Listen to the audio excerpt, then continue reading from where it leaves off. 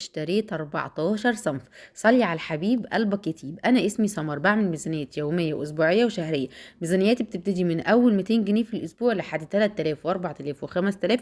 كل الارقام اللي بتجيلي انا بعملها بفضل من الله باقل الاسعار واكتر اصناف موجوده في السوق. كمان بعمل ميزانيات للفاكهه، وبعمل ميزانيات لسندوتشات المدرسه. صلي على الحبيب قلبك يطيب. اول حاجه انا جبتها ربع كيلو لحمه مفرومه من عربيه القوات المسلحه، كان ب50 جنيه. هي ما بتبيعش ربع كيلو، هاتي كيلو قسميه وهاتي نص كيلو اقل حاجه. وجبت كمان دول وركين. الوركين جبتهم ب 80 جنيه بالظبط، ب 82 جنيه. خدت العظم بحطه في كيس زي ما انت شايفه وبكتب عليه، وباخد اللحم بتاع الوراك انا بخليها واخليها في كيس برضو، وبكتب عليها وراك مخليه وبستخدمها في اكلتين، وهقول لك ايه هما بالتفاصيل لو انت متابعه كل فيديوهاتي. كمان جبت كيلو رز عامل 24 جنيه. وجبت ربع كيلو مكرونه سباكيتا ب6 جنيه. وربع كيلو مكرونه اللي انت شايفاها دي برضو، ده نص كيلو اسفه ب11 جنيه.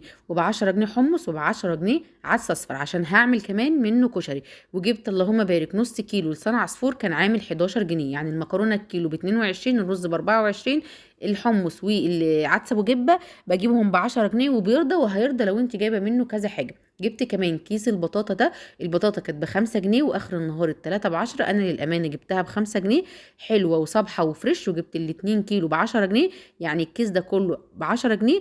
غذي مني ولادك، اديهم واحده ده في البيت ايا كان، اسلقيها شويها زي ما انت عايزه، بس هي فاكهه برضو ب10 جنيه. كمان الطماطم ب5 جنيه. انا جبتها كيلو ونص عشان ده ابني اللي جابها لي، يعني ما جبتهاش من نفس المحل. جبت الكيس ده كله 3 كيلو ب20 جنيه، حلوه وجامده وهتقعد عندك في الفريزر. وجبت كمان كيس تانية بس انا مش حاسباه في الميزانيه. ابدأي خزني الطماطم كيلو في كيلو، هيفرق معاكي وهتلاقي نفسك خزنتي، بما انك مش هتعرفي تجيبي قفص او مش هتعرفي تخزني مره واحده. جبت كمان كيس الخضره، خضره المحشي 6 حزم ب10 جنيه.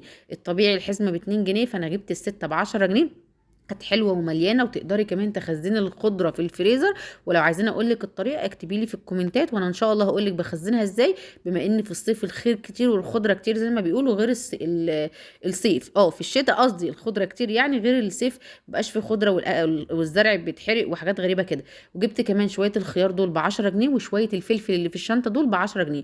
يعني شويه الخيار والفلفل اللي انت شايفاهم قدامك دول ب20 جنيه. لو لسه ما عملتيش اللايك اعمليه، وهستنى تكتبي لي ميزانيتك، وانا ان شاء الله مش هنساكي واعملها حتى لو اتاخرت عليك. جبت بقى شويه البطاطس دي ب7 جنيه ونص. والله ما اتلخبطتش، عايزه اقول لك انا بتلخبط في كل الفيديوهات، بس لما بجيب حاجه بسعر رخيص بكون فرحانه جدا بنفسي. هي حجم كبير على صغير، كان فيها كام واحده خضره كده. الشويه دول جبتهم 3 كيلو ب20 جنيه، ب7 جنيه ونص الرفيعه، وفي ب10. واعلى نوع بطاطس وصل ل15 جنيه. انا طبعا ما بجيبش اعلى نوع، بجيب المتوسط او اقل من المتوسط لو انا هعرف انقي منه. بما اني عرفت انقي منه، فانا جبت الكيلو النهارده ب7 جنيه ونص الرفيع. تاني اعظم انجازاتي النهارده، جبت البصل يا بنات ب12 جنيه ونص. والله العظيم. البصل ده انا مش عارفه هو جديد ولا قديم، بس هو غير الطبيعي ناشف شويه عن التاني. البصل التاني وصل ل20 جنيه، اللي هو الابيض برضو، بس انا جبت ده مش عارفه هو قال لي تقريبا ده جديد، والله ما فاكره قال لي جديد ولا قديم. جبته ب 12 جنيه ونص. جبت الشويه دول ب 30 جنيه، كانوا 3 كيلو ولا تقريبا 2 كيلو ونص. كل الميزانيه اللي انت شايفاها قدام عينيك دي ب 353 جنيه. هنقول 350 جنيه بناقص او زائد 20 بقى او 50 على حسب ما انت بتجيبيها، بس هي مش هتتعدى معايا 353 جنيه. جبت 14 صنف. اكتبي ميزانيتك. صلي على الحبيب قلبك يطيب. هستنى تقولي رايك في الكومنتات. وكمان بعمل اكلات من اول 10 جنيه لحد 100 و150 جنيه. في اكلات ب10 جنيه، ما تستغربيش. تابعيني هتشوفي كل حاجة. في خلال سنة هخليكي على الأقل تجيبي حاجة دهب نص جرام حتى أو حتى جرام.